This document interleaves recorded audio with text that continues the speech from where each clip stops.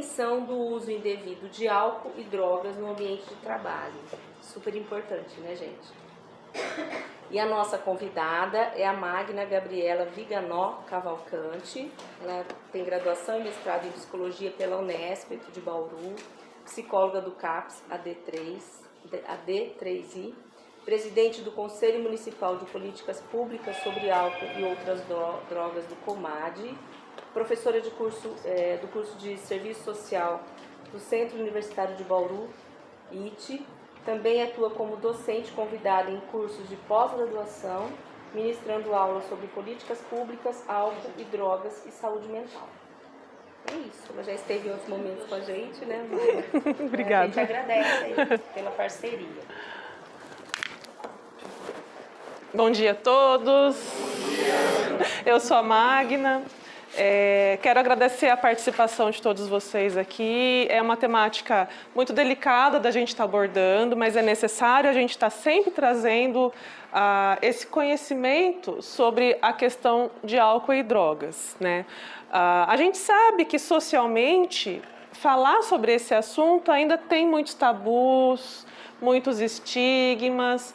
A gente percebe que existe, inclusive, uma dificuldade da gente estar lidando com isso nos ambientes de trabalho, né, de uma maneira geral. E é um pouquinho sobre isso que a gente vai conversar hoje, tá? Então, eu vou começar explicando um pouquinho sobre o que são as substâncias, né, quais são os tipos de substâncias, porque falar sobre as substâncias também é um modo da gente atuar na prevenção. Então, a gente vai falar sobre os danos que elas provocam, os fatores de risco, de proteção, o impacto do uso no ambiente de trabalho, como a gente vai abordar algumas questões sobre redução de danos, como que a gente vai acessar o tratamento e abordar de uma maneira adequada, tá? Então, a qualquer momento, se vocês tiverem alguma dúvida, algum questionamento sobre o que eu estiver falando, né, pode erguer a mão, a gente vai tirar mais dúvidas no final, pode ser? Mas se não entender alguma coisa que eu estiver falando, pode interromper, tá? Que eu tento reexplicar. Bem, droga. De uma maneira geral, quando a gente vai na farmácia, o que está escrito lá em cima? Drogaria. Drogaria. É lugar de droga. Remédios, tudo aquilo que a gente toma como medicamento também é considerado droga. Por quê? O conceito da droga é tudo aquilo que entra dentro do nosso organismo e modifica a função, o funcionamento. Então, se a gente tem uma coisa que está inflamada, por exemplo, a gente toma um anti-inflamatório, vai agir naquela inflamação, não é? Vai mudar o funcionamento do corpo. O corpo estava funcionando, né, de alguma forma com uma lesão e a gente vai ajudar ele a cicatrizar aquela lesão. Então, as drogas podem ser qualquer tipo de coisa. Quando a gente fala de droga no conceito do senso comum, aquilo que a gente entende, está usando droga, né? A gente entende o quê? Que é uma substância psicoativa. E as substâncias psicoativas, elas vão agir num lugar específico do nosso corpo, que é o nosso sistema nervoso. E o sistema nervoso é o cérebro.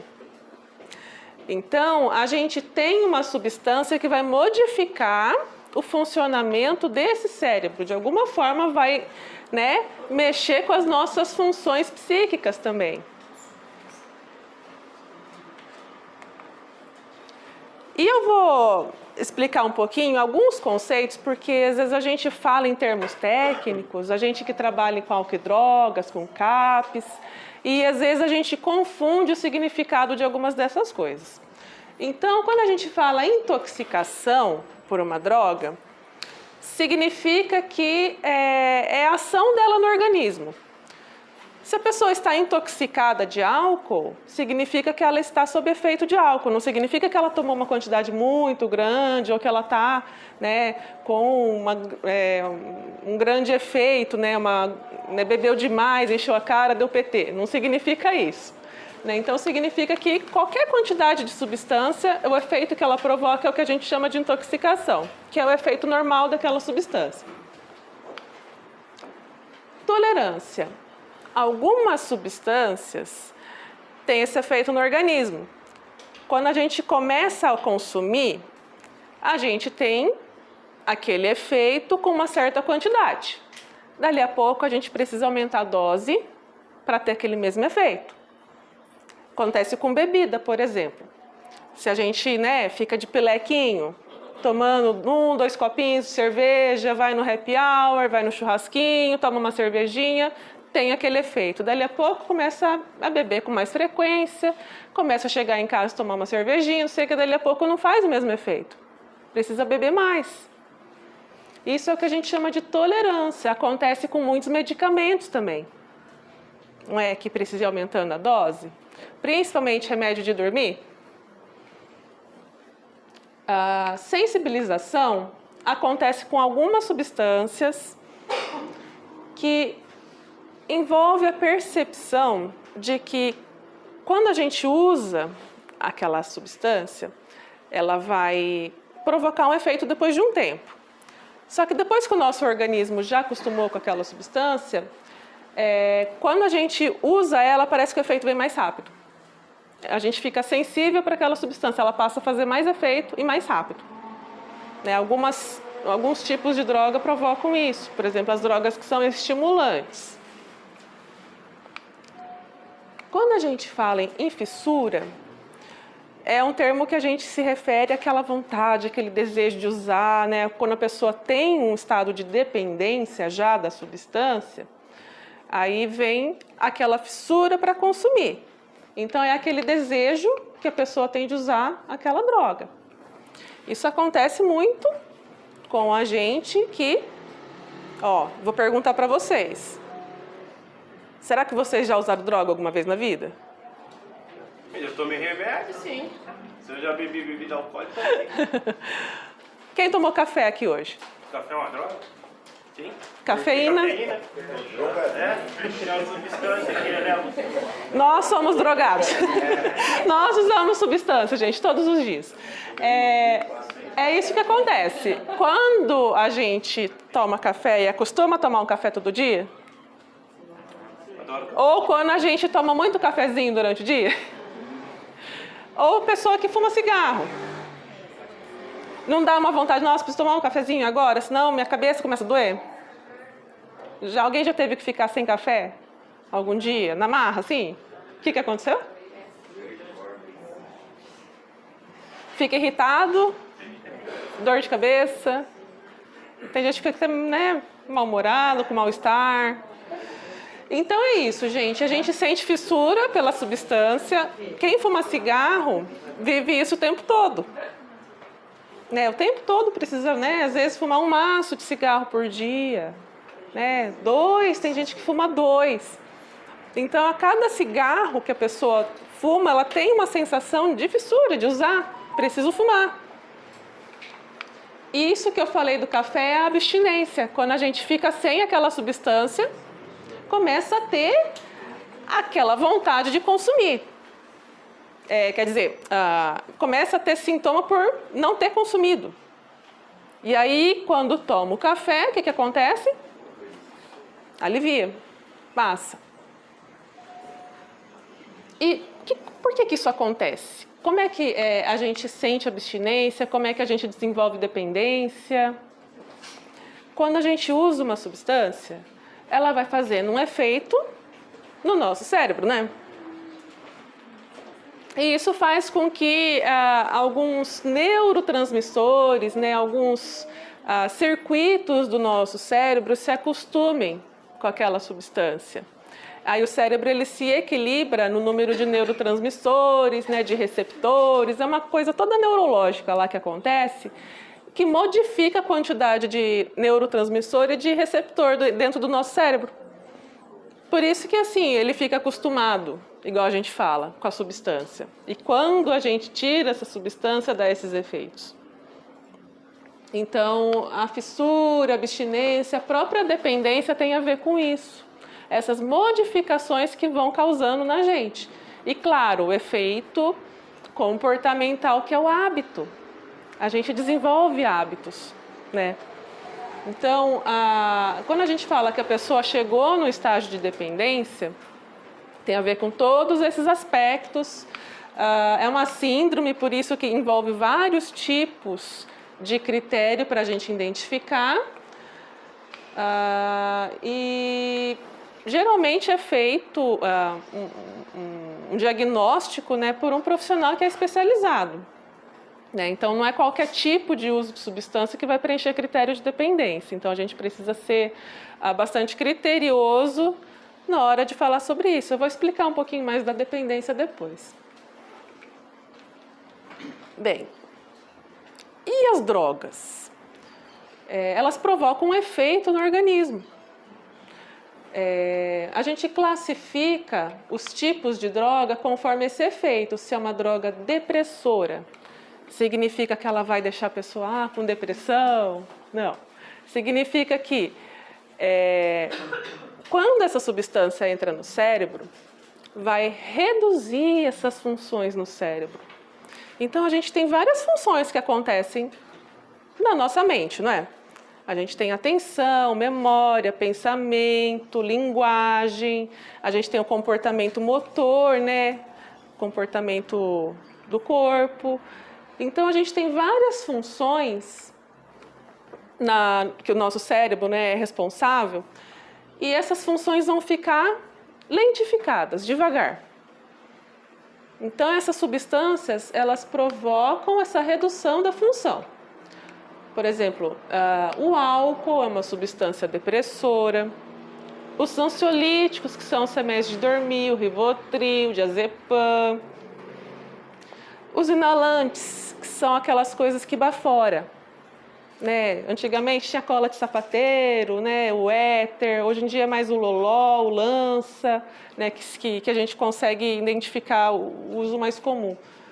E opioides, que são uma classe também de remédio, tá? Principalmente aqueles remédios que são mais fortes, usados para dores muito intensas, são remédios também que são controlados, né? Que é derivado de morfina. Então, os opioides é dessa categoria. Então, tudo isso vai fazer a pessoa ficar, né, relaxada, mole. A pessoa, quando bebe, começa a ficar meio enrolado, né, não tem mais reflexo, fica com a perna bamba, não consegue andar direito. Então, são esses os efeitos. As drogas estimulantes, elas fazem o contrário. Elas vão, acelerar tudo. Deixa a pessoa agitada, acelerada, né? Fica bruxa, igual a molecada fala. Então, essas funções cerebrais, elas são, de alguma forma, potencializadas. E algumas pessoas veem vantagem, né, nesse uso. A gente tem aí, por exemplo, a cocaína, o crack, as anfetaminas. E a gente tem aqui os nossos amiguinhos, o cigarro e o café. São estimulantes. Mas Magna, então por que quando eu fumo eu sinto relaxamento? Eu não fico estimulada, não fico acelerada quando eu fumo, depois que eu fumo. O que tem a ver essa relação da nicotina, né, com ser uma droga estimulante? Porque, como eu falei, geralmente a pessoa que fuma, ela tem dependência. E quando ela entra no estado de fissura, por causa da dependência, quando ela usa o cigarro que ela fuma, alivia a fissura, não é? Então a pessoa sente esse alívio da fissura, e ela confunde isso com o efeito da substância. Mas lá dentro do cérebro, a nicotina, ela tem um potencial de estar estimulando algumas coisas. Por isso que ela é uma droga estimulante, mas a gente não percebe assim, nossa, fico agitada, fico sem dormir, né, igual café, que a gente usa às vezes até para vir à noite, né? Precisa, sei lá, trabalhar, entregar um trabalho na escola, na faculdade, o pessoal, né, vai tomando café, cafeína, Red Bull, aquelas coisas todas, né? E existe uma categoria de drogas que a gente chama de perturbadoras ou alucinógenas. O que elas vão fazer? Elas podem reduzir algumas funções, podem estimular outras funções, mas de uma maneira geral, ela vai dar uma bagunçada nas funções do nosso cérebro. Vai alterar a nossa percepção. E a nossa percepção também envolve os nossos sentidos, né? De visão, de saber que eu estou aqui, né? Aqui agora. Então, é como se essas substâncias mudassem a relação, a percepção que eu tenho do que está acontecendo ao meu redor. Então, elas podem, né, até chegar a provocar alucinações. Alucinações é quando a gente começa a distorcer alguns estímulos, ou quando a gente começa a ver coisas que não estão aqui, ou então, por exemplo, uma formiguinha andando na parede pode se transformar, sei lá, num monstro, né, que está querendo perseguir a pessoa. Então, tem várias alterações que são, né, relatadas pelas pessoas que têm uso dessas substâncias que provocam alucinações. Né? Uma substância bem conhecida que faz isso daqui é o LSD, que a pessoa, né, fala que está numa viagem de ácido, que vê tudo colorido, né, que vê as visões todas borradas. Então tem uma alteração bastante intensa da visão, né, começa a ver bastante coisa. Mas assim, a gente tem principalmente a maconha nessa categoria. O que a maconha faz? O pessoal fala, fica brisada, fica lelona, né, e tal, mas está alterando a percepção que ela tem ao redor, porque fica tudo mais lento, a percepção de tempo muda, a pessoa acha que passou 15 minutos, passou uma hora, ou o contrário, né, que o tempo está passando devagar. O espaço também, né, vai colocar o copo aqui, o copo cai. Então, tem uma alteração, né, do como que ela está vivendo naquele ambiente, né, está percebendo aquele ambiente. Então, tem algumas substâncias, né, além da maconha, o LSD, o uso de alguns tipos de cogumelo, de chá de cogumelo, algumas drogas sintéticas, né, que se usam em festa, de comprimido. Né, existe uma série de drogas mais modernas que elas, inclusive, colocam duas substâncias no mesmo comprimido. A droga pode ser estimulante e alucinógena ao mesmo tempo. Né? Então, a gente tem aí na parte das drogas sintéticas, né, um monte de coisas que estão sendo vendidas ilegalmente que a gente nem sabe o que tem dentro. Né? Então, tem a ver com isso também. Alguma dúvida?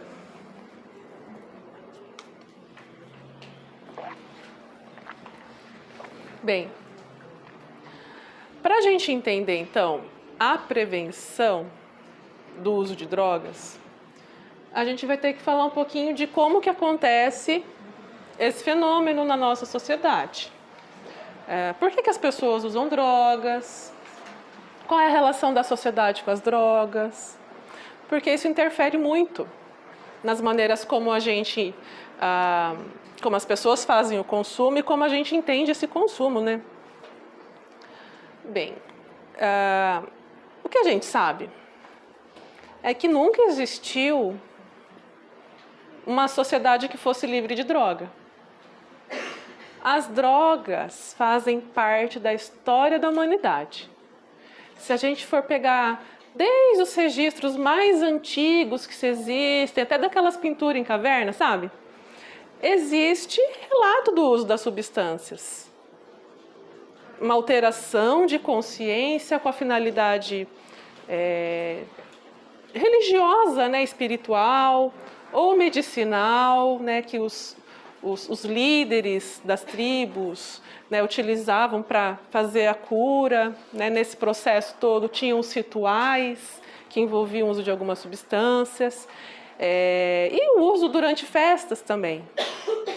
Então a gente sempre teve ao longo da história o uso de substância. Não existe um relato de uma sociedade que abolisse totalmente o uso das substâncias. Né? Então, a gente, enquanto ser humano, foi construído assim. As drogas fazem efeito no nosso corpo, porque ao longo da evolução, a gente foi tendo contato com essas substâncias. Então, a gente não consegue pensar em abolir o uso de substâncias. A gente tem que saber como lidar melhor, né, com elas. Hoje, o que a gente vê? As drogas, né, muitas das drogas são proibidas. A gente tem drogas que são legalizadas, né, igual o álcool, o cigarro, mas grande parte das drogas elas são proibidas. Só que as pessoas continuam usando, mesmo sendo proibido. Então, a gente vê que na nossa sociedade, isso se torna um problema. Só que assim, quando a gente olha para as pessoas que fazem uso de droga, a gente sempre se lembra de uma imagem específica, né? De uma pessoa que está em vulnerabilidade, que está na rua, que usa uma droga muito pesada, né? Que é usuário de crack, por exemplo, né? A gente fala, pessoas que usam droga. A gente vê essa imagem na nossa cabeça. Só que nem sempre é assim. As pessoas que usam drogas, né, estão em todos os lugares da sociedade. Elas podem ter emprego. Elas podem estar no nosso ambiente de trabalho. Então, a gente tem o uso de substância acontecendo, independente do perfil, independente da sociedade que a gente vive. E se a gente pensar aqui no Brasil, a gente não é um país que faz, nossa, o maior consumo de substâncias, assim, comparado com outros países. A gente está ali na média, né? Tem países, né, que o uso de substância é muito grande, principalmente nos Estados Unidos. E tem países que existe pouco consumo ou pouca, né, pesquisas para saber se as pessoas, o que as pessoas estão usando. Mas, na verdade, no Brasil, a gente tem uma médiazinha ali que permanece parecida ao longo do tempo, né? A última pesquisa que foi feita em 2017, aqui no Brasil, 10% das pessoas disseram que fez uso de alguma droga ilícita na vida. Das drogas ilícitas, a mais consumida é a maconha. Como a gente, né, observa na nossa realidade, né? A gente, é isso que a gente vê mesmo, né? E a principal pergunta que a gente sempre se faz, por que as pessoas usam drogas? Quando eu pergunto assim, no atendimento, né, eu trabalho com adolescentes que fazem uso de droga. Por que você usa droga? Porque meu amigo usava e eu fui usar com ele e eu gostei. Porque eu estava curioso. Por influência do meu amigo. Porque eu gosto de correr risco. Porque eu queria experimentar uma sensação diferente. Porque isso, porque aquilo, né? Porque eu queria curtir uma festa. Então as respostas variam muito na questão da motivação individual de cada um. Mas, no final das contas, é como se eles falassem pra gente, porque eu quis. O fato da pessoa poder escolher, né, usar a substância é o que importa pra gente. Então a gente entende o uso de droga como uma escolha, um comportamento de escolha. Então a gente começa a perceber que quando a pessoa escolhe fazer uma coisa, quando a gente quer fazer alguma coisa, a gente espera o quê? Obter uma vantagem, né? Obter algum tipo de benefício daquele comportamento. A gente faz coisas, né, conforme as consequências delas. Então, a pessoa que usa substância, geralmente, nós conseguimos identificar alguns reforçadores para esse comportamento. E esses reforçadores, às vezes, eles são mais importantes do que os danos que podem acontecer por conta do uso de droga. Mas por que as pessoas usam drogas mesmo sabendo que faz mal? Não é? Não é isso que a gente se pergunta? Olha lá, a pessoa lá perdeu o emprego, perdeu a vida, perdeu família, perdeu tudo, mas continua usando a droga. Prefere a droga do que a própria vida, né? No nosso entendimento. Mas a gente precisa entender que isso daqui é o que, na verdade, vai manter esse consumo, até ele se tornar uma dependência. Quando a gente fala, eu quero curtir com os meus amigos, vou numa festa, me sinto bem depois de usar a substância, a gente entende que tem um benefício do uso, seja pelo prazer que a droga provoca, né? Porque é gostoso, a gente está cansado, se sentir relaxado, né? Ou então se a gente precisa trabalhar, nossa, preciso tomar um café, preciso fazer alguma coisa para conseguir dar conta. Então a gente começa a ver, seja prazer, para evitar dor, para socializar. Aqui no Brasil a gente tem uma propaganda muito grande sobre o uso de álcool associada a contexto de festa. Happy hour. A propaganda da cerveja qual que é?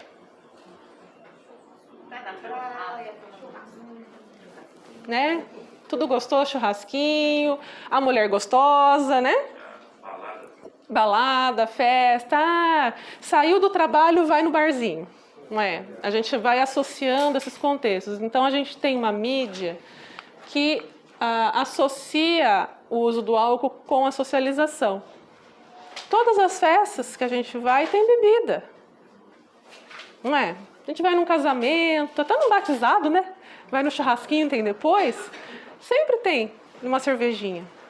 Então a gente associa muito o uso de álcool com a socialização.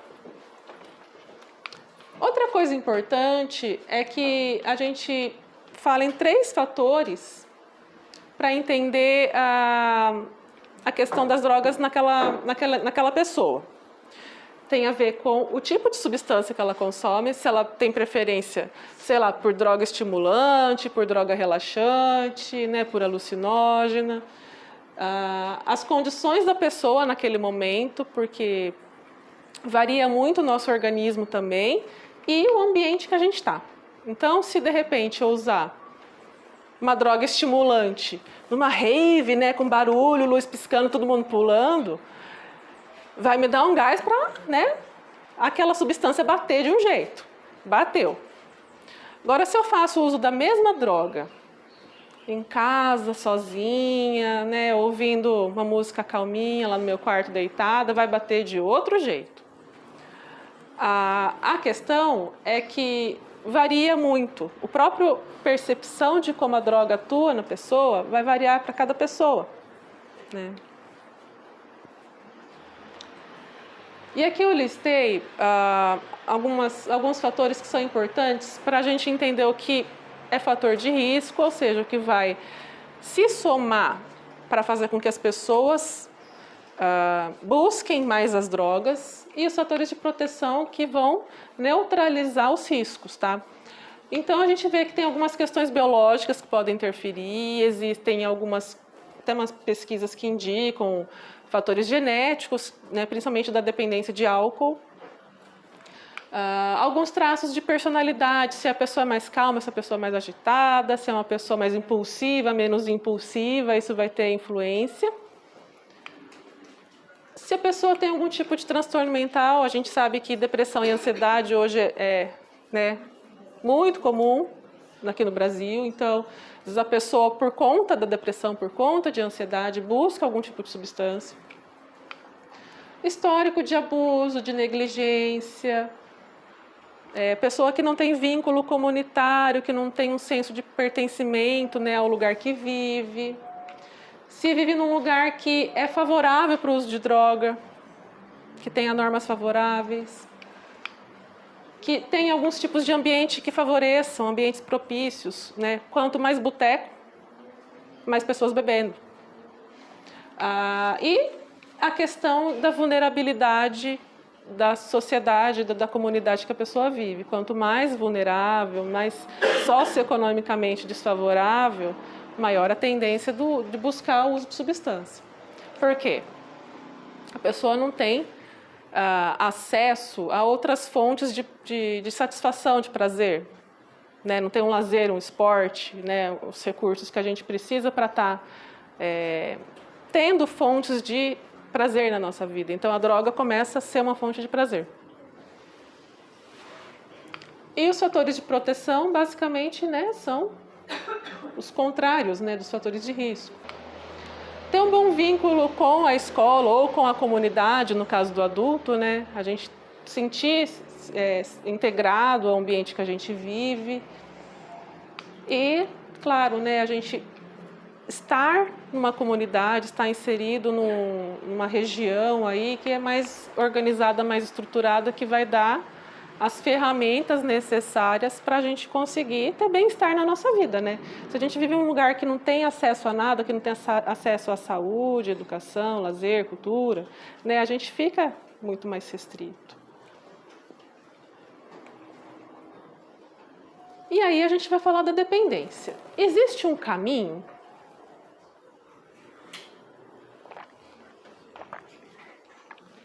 que algumas pessoas trilham até chegar ao que a gente chama de dependência. Mas vamos refletir. Todo uso de substância ele é prejudicial? Qualquer uso? Quantas pessoas aqui conseguem fazer um uso da cervejinha numa festa no fim de semana, né, fazer uso de bebida, fazer uso de algum remédio e não ter problema com isso? A gente conhece, né, várias pessoas que, né, algumas não. Muitas pessoas, elas fazem uso de substâncias e não vão ter problema com isso. Tá, então não é todo mundo que vai ser dependente. Não estou dizendo isso. Acho que todo mundo precisa de alguma coisa. Ah, sim. Ou de uma cervejinha, ou de um ansiolítico, ou de um... Olha, aí a culpa onde que tá, né? A gente vai puxando o fio, vai vendo, né, que a gente tá bem ferrado, né? A gente precisa de algum alívio, alguma fuga, né? Então é isso. Algumas pessoas vão conseguir fazer uso de qualquer tipo de substância, tomar um remédio, né? Vai tomar um diazepam, o médico prescreve por 3 meses, aí você volta lá no médico, não, mas não consigo ficar sem, né? A gente vai se tornando dependente das coisas. Mas a gente precisa entender que nem todo uso de substância é patológico ou que é problemático, tá? Então, muitas pessoas fazem uso, experimentam drogas, inclusive, né, fazem um uso eventual, pontual, e não vai ser um problema na vida delas. Então, a gente entende que não é toda droga, não é toda pessoa que vai se tornar dependente de droga, e também existe uma outra questão. Existe dependência que não tem a ver com droga. Então, a droga é a causa da dependência? A pessoa, às vezes, se vicia em internet, em sexo, às vezes até em alimentação, né? Jogo. Então, existem dependências que não envolvam drogas. Então, o mecanismo da dependência, ele não é só químico, tá? Essa é a mensagem que a gente tem. E a dependência, ela é diagnosticada se usando critérios clínicos, psicossociais, não é só de saúde ou física, né? A gente tem que pensar em todos os outros aspectos da vida da pessoa, e é feito o diagnóstico por profissionais, né, qualificados para identificar. Então a gente pensa nisso, que do uso até a dependência existe um processo. A dependência ela não é causada diretamente pela substância química, pelo efeito da substância em si, mas pelo processo. Porque existem fatores biológicos, como eu falei, né, algumas pessoas têm uma vulnerabilidade biológica para sentir mais o efeito de algumas substâncias, ou para desenvolver dependência, que tenha mais impulsividade. Alguns aspectos psicológicos, a pessoa, né, ter essa personalidade voltada para se sentir às vezes mais entristecida ou se sentir às vezes mais com vontade de correr risco, né? Tem muita gente que é aventureira, né? Então a gente vê toda essa formação biológica, psicológica, o ambiente que está ao redor, os aspectos sociais, ambientais, culturais, que a gente vê, não, é na cultura de alguns grupos isso é favorecido, né? Em outros grupos isso é abolido. Então a gente vê pequenas diferenças, né? Até na questão familiar, como aborda essa questão das drogas. Então envolve todo esse processo, envolve todos esses fatores, né? Não é só a substância química atuando na cabeça, tá? Bem, e sobre a pessoa que usa droga? Qual é a ideia que a gente faz delas?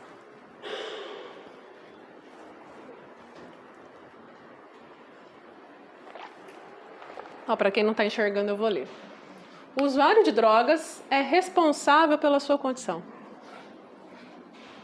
Usuários de drogas podem ser violentos, são perigosos. Usuários de drogas não têm força de vontade. Usuários de drogas são moralmente fracos. Muitas vezes esses pensamentos passam pela nossa cabeça. É a forma que a gente reproduz alguns tabus, alguns estigmas sobre a pessoa que usa a substância. É aquela coisa, né? A gente sempre está apontando o dedo para o outro, mas a gente, né? Igual eu falei, todo mundo tem a sua parcela aí de também fazer, né, o uso de alguma substância. De buscar alguma fuga, buscar algum alívio, né, algum prazer na vida. Então, quando a gente começa a pensar que a pessoa que usa droga é responsável ou que é moralmente fraca, né, a gente vai por um lado de julgamento moral. E isso não ajuda em nada. E também tem a ver com o perfil, né, aquela imagem, igual eu falei, que a gente tem quando a gente fala usuário de droga. Né, que é aquela representação, aquela imagem que vem na nossa cabeça. Mas vamos lá. Existem vários usos e vários tipos de droga. Não tem como a gente generalizar. Não tem como a gente falar que existe um perfil, que existe um sujeito claramente identificável como usuário de drogas. A gente não tem uma característica única. Né? Todas as pessoas estão vulneráveis a se tornar um dependente. Por quê? Né? Todo mundo, a sociedade tem as drogas, no geral. Se a gente for falar em diferença socioeconômica, a gente tem classes mais altas usando outros tipos de drogas.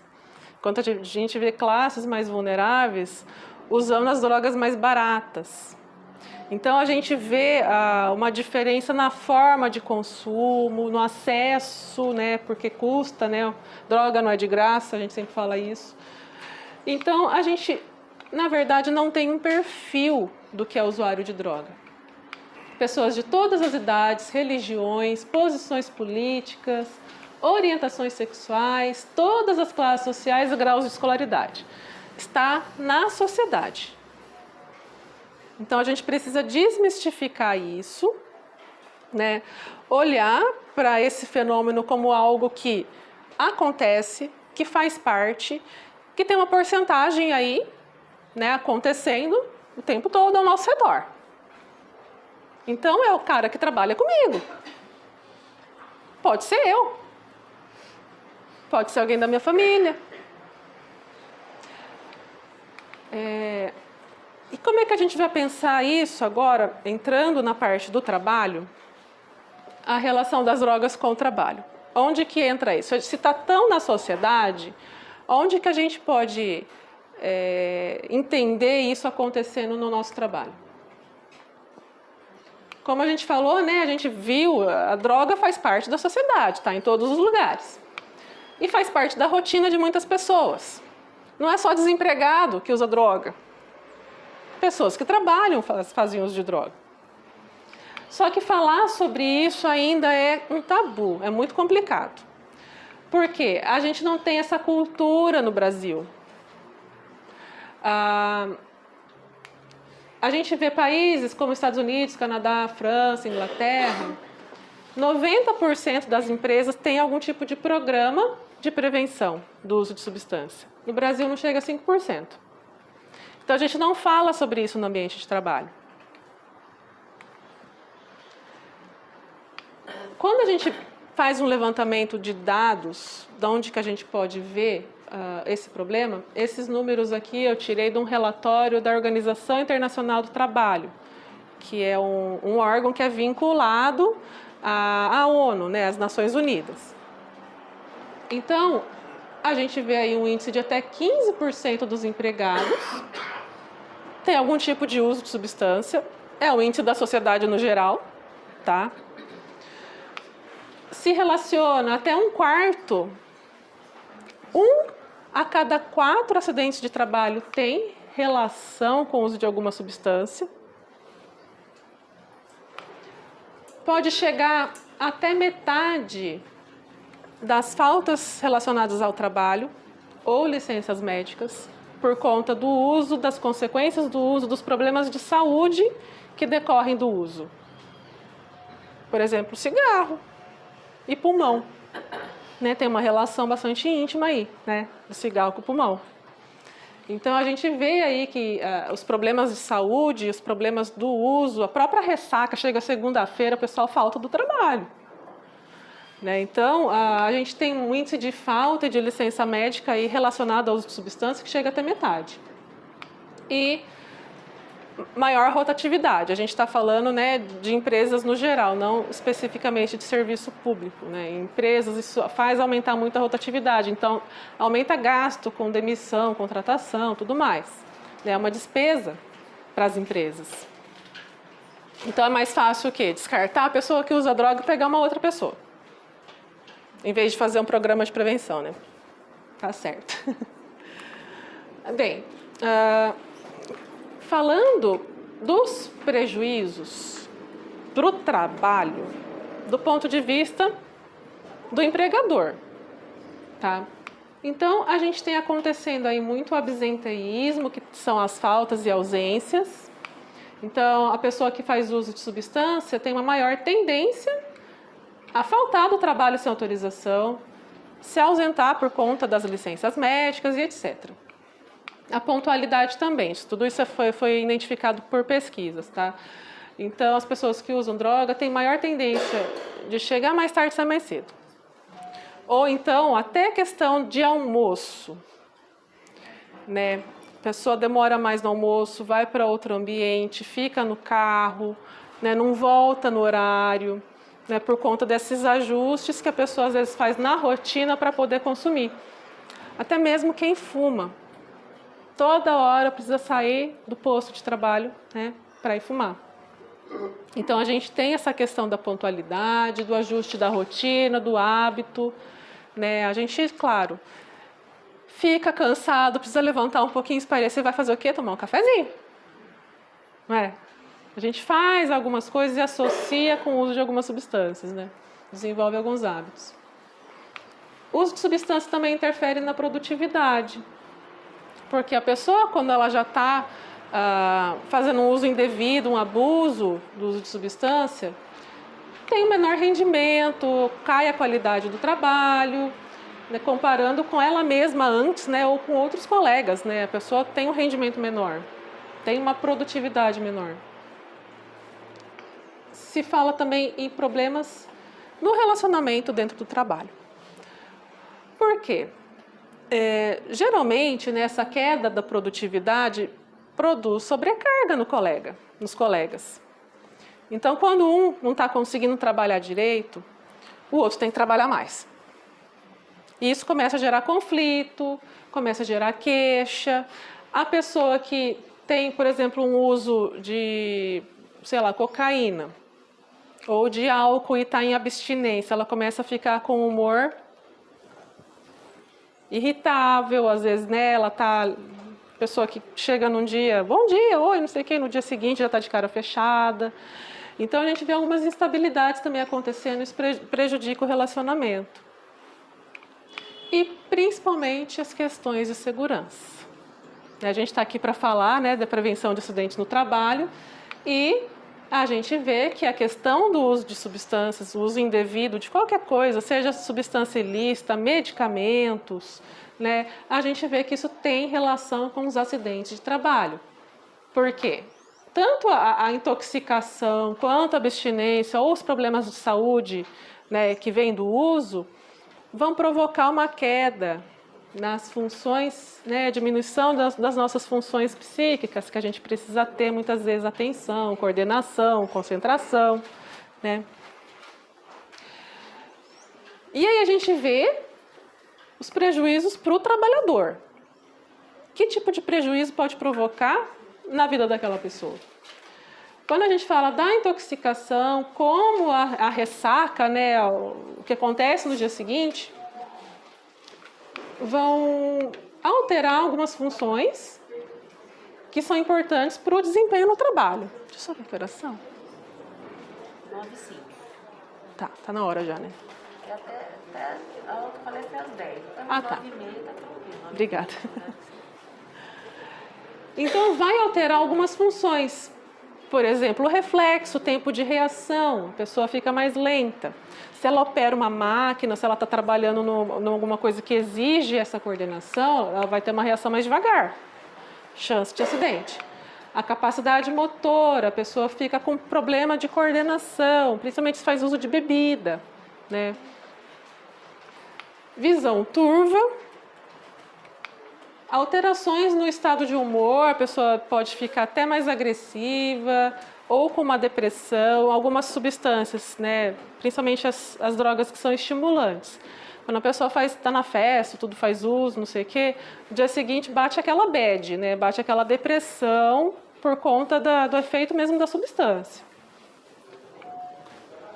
Então o humor às vezes fica alterado. Afeta a capacidade de aprender e a nossa memória, porque a nossa concentração depende da nossa atenção, e as drogas tiram a nossa atenção. E o próprio desempenho intelectual, o raciocínio, né, de resolver problemas, né, de estar ali atento às situações para a gente resolver da maneira mais rápida. Então, é uma série de coisas que a gente precisa estar prestando atenção. E existe uma outra questão.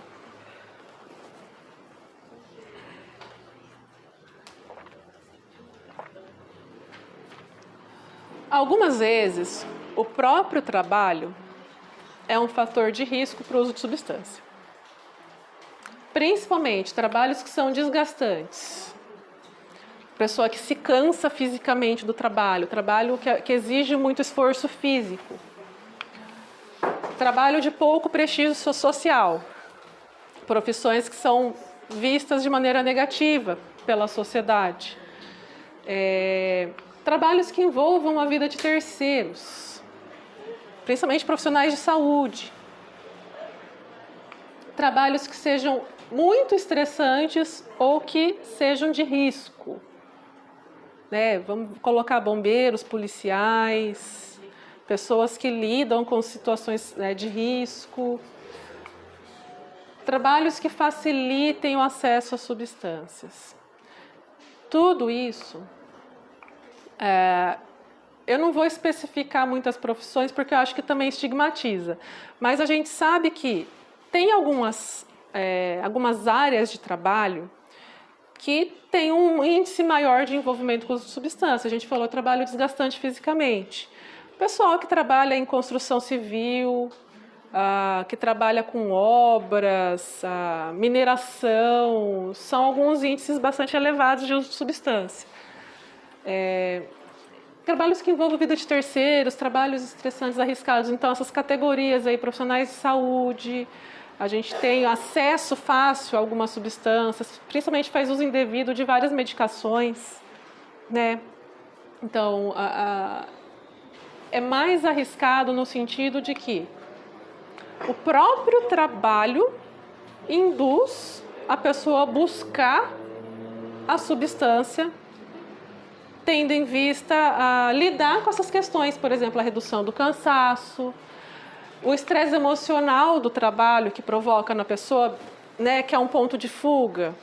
Trabalhar com vida de outras pessoas, muitas vezes está lidando com mortes, né, com situações trágicas.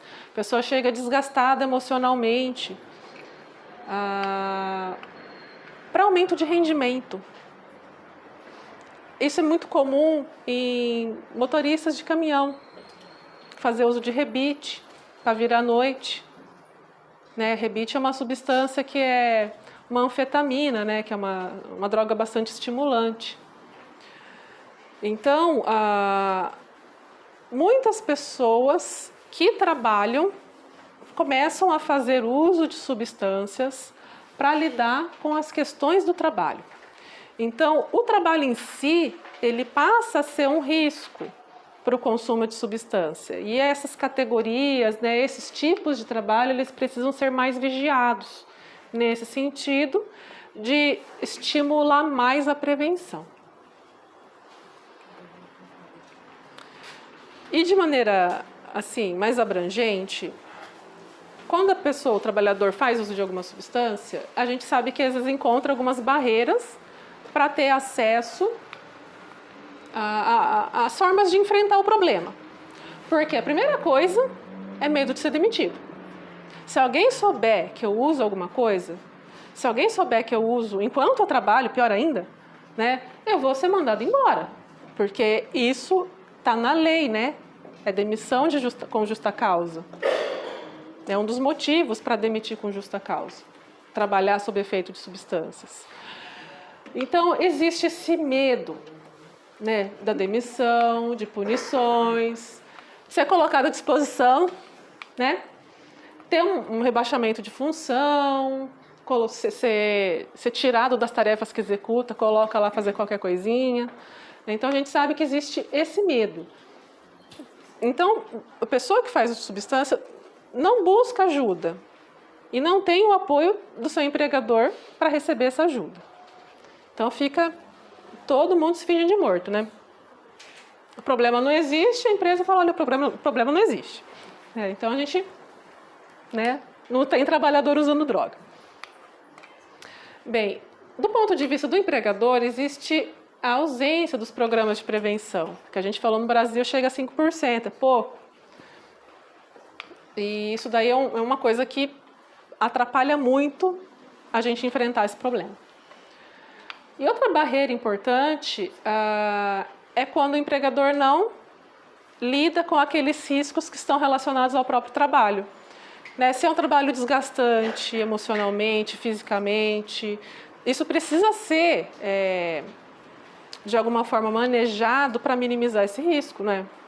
Principalmente em alguns casos específicos que precisa atuar dessa forma. Porque o mais comum é responsabilizar o próprio trabalhador pelo uso. Não, mas é culpa dele, né? Ele que veio desse jeito. Não tem a ver com o contexto de trabalho. Então, eu não preciso mudar as características do trabalho, eu não preciso, né, fazer coisas que minimizem esses riscos, né, essas questões todas que a gente já falou. Né? E como que é possível enfrentar esse problema? Bem, de uma maneira ampla, geral, que funciona para toda a sociedade, a gente precisa diminuir todos os fatores de risco, aumentar todos os fatores de proteção, trabalhar promoção de saúde, prevenção e redução de barreiras. Como é que a gente faz isso? É uma coisa muito ampla, né? A gente precisa trabalhar a sociedade como um todo. A gente precisa entender os nossos contextos de trabalho como uma mini-sociedade também, que tem a sua cultura própria, a sua forma de funcionar, que precisa desenvolver melhor algumas políticas para prevenção. Isso que a gente está fazendo aqui hoje é uma forma da gente trabalhar a prevenção, né? E como que a gente pensa no ambiente de trabalho, principalmente quem está em gestão, quem está em cargo de chefia?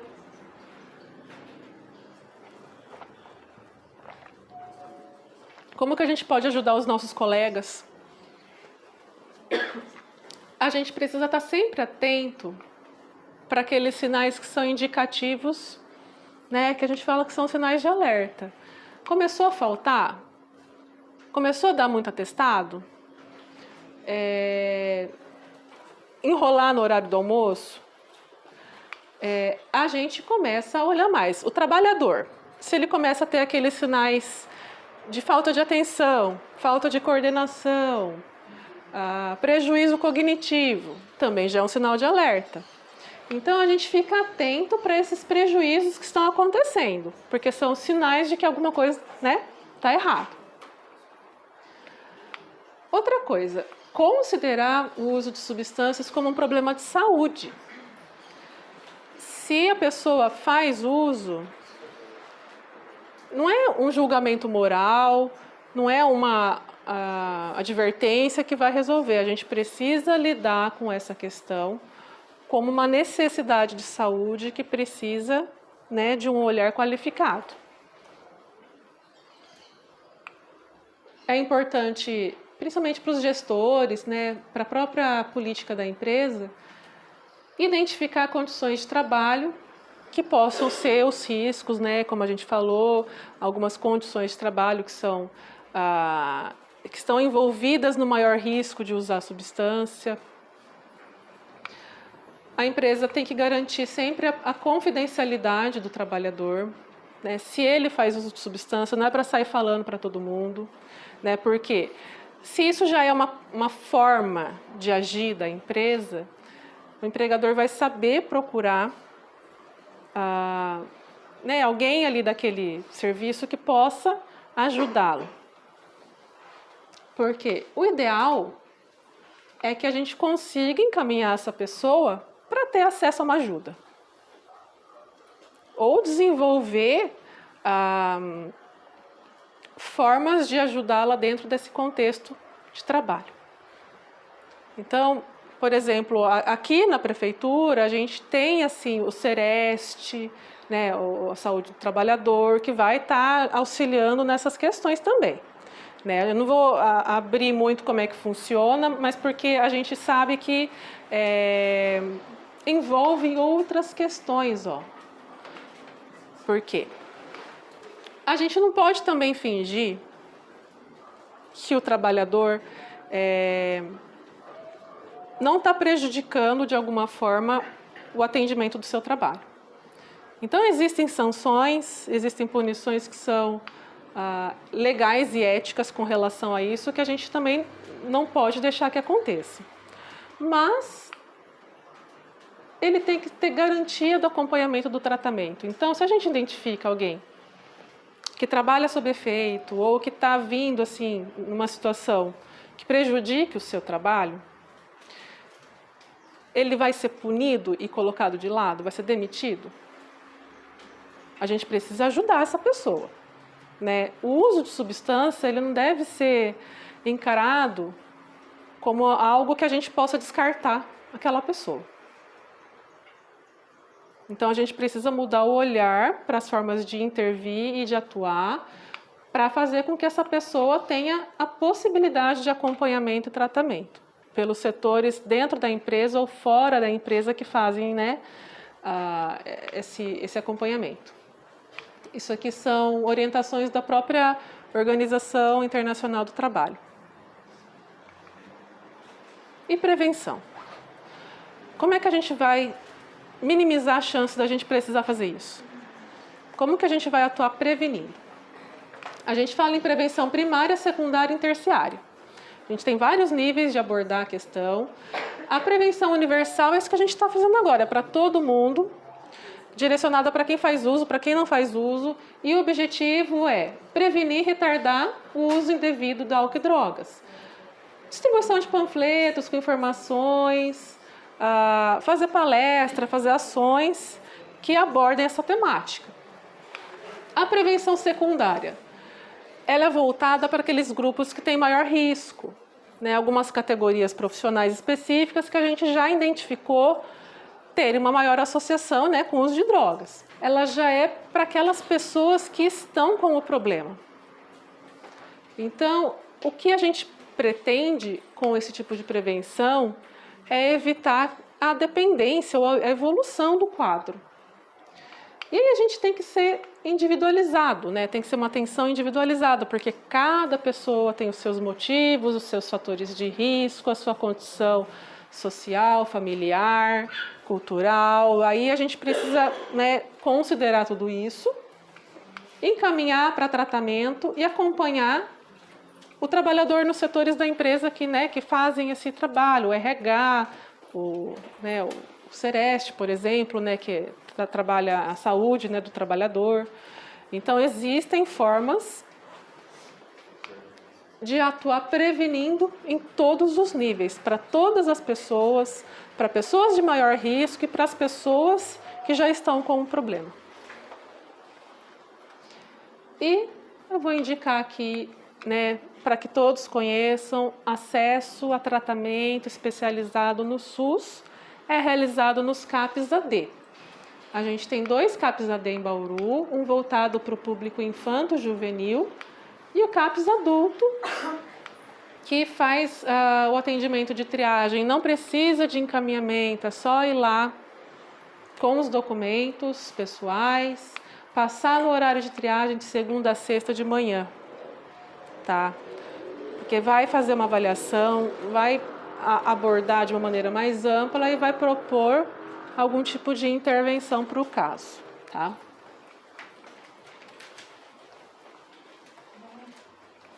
Aqui o material para consulta e meu e-mail para quem quiser ter acesso, tá? Obrigada.